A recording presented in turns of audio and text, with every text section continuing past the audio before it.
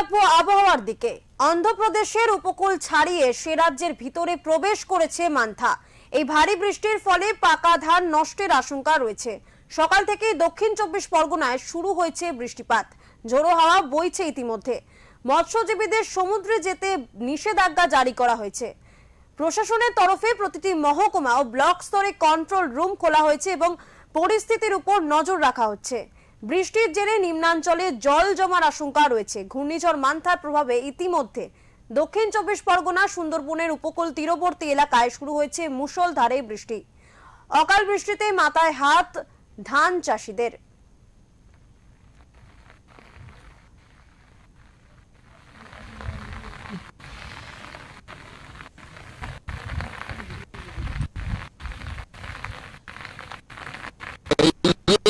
বৃষ্টি, অকাল বৃষ্টি এবং ঘূর্ণাবর্তের জন্য আমাদের যে উৎপন্ন ফসল ধান একদম বিপর্যস্তের মুখে। কেন সমস্ত ধান শুয়ে গেছে, ওই সমস্ত ধান আর পাবো না। আর সবজি চাষ যেগুলো হয়েছিল সমস্ত গাছের গোড়ায় জল জমে গেছে, সে সবজি আর হবে না। এটাই আমাদের খুব কষ্ট লাগছে যে এত কষ্ট করে করার পরেও আজকের আমাদের এই সমস্ত ফসল নষ্ট হলো। আমরা যে কোথায় যাব, কি করবো, আমরা নিজেরাই এখন বিভ্রান্ত।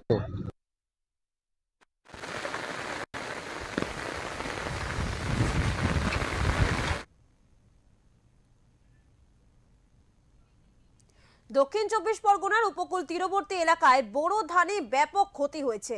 জমিতেই নষ্ট হচ্ছে কয়েকশো বিঘার ফসল।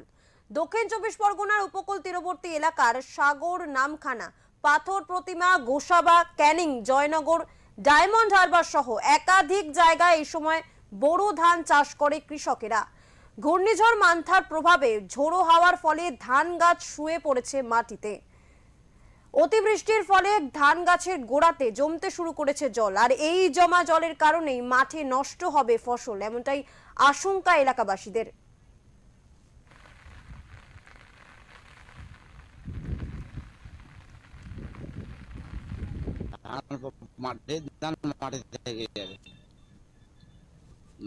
ধান আর উঠবে না মাঠ থেকে,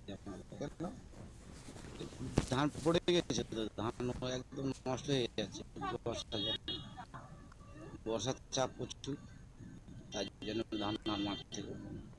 বর্ষাটা খুব ক্ষতি করছে, প্রচুর প্রচুর ক্ষতি করছে।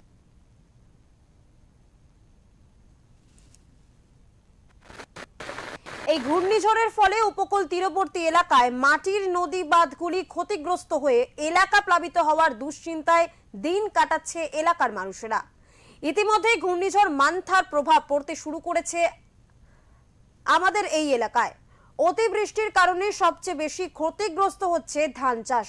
সমুদ্র যদি উত্তাল হয়ে ওঠে তাহলে মাটির নদী ভাগ ভেঙে যাওয়ার এলাকা প্লাবিত হতে পারে, কিংবা নদী অথবা সমুদ্র কিংবা নোনা জল ঢুকতে পারে গ্রামের মধ্যে, ফলে নষ্ট হবে ফসল।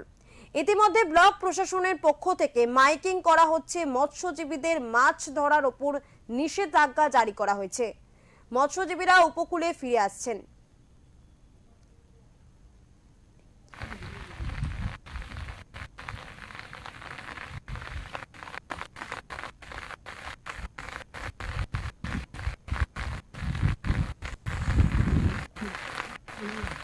আমরা তো উপকূলবর্তী এলাকার বাসিন্দা। প্রথম কথা হচ্ছে, সারা বছর আমাদের ঝড় বৃষ্টির সঙ্গে নিয়ে চলতে হয়, প্রচুর ক্ষয়ক্ষতির সম্মুখীন হই আমরা নদী বাউন্ডারির এলাকা।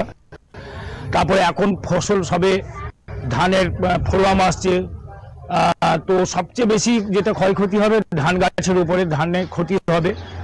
তাছাড়া যে দুর্বল নদী বাউন্ডারিগুলো আছে ওগুলো ওইসব এলাকা প্লাবিত হয়ে সাধারণ কৃষিজীবী আমরা, তো কৃষকদের প্রচুর পরিমাণে ক্ষতি হবে। তাই এই অকাল বৃষ্টিতে কন্টিনিউ অলরেডি কালকের থেকে বৃষ্টি শুরু হয়ে গেছে, এখনো বৃষ্টি বর্তমানে চলছেও। তাই আমরা খুব বিপদের ভিতর দিয়ে আছি, বিপদের মধ্য দিয়েও আছি। তাই আপনাদের কাছে অনুরোধ করব, আপনাদের চ্যানেলের মাধ্যম দিয়ে এটা বলার চেষ্টা করছি যে আপনারা দেখুন, বুঝুন। আপনারা এই যে দেখতে পাচ্ছেন, সরকারের কাছেও আমরা অনুরোধ করব যাতে এই সাধারণ গরিব কৃষক চাষি মৎস্যজীবী এদের সবার জন্য কিছু করার জন্য।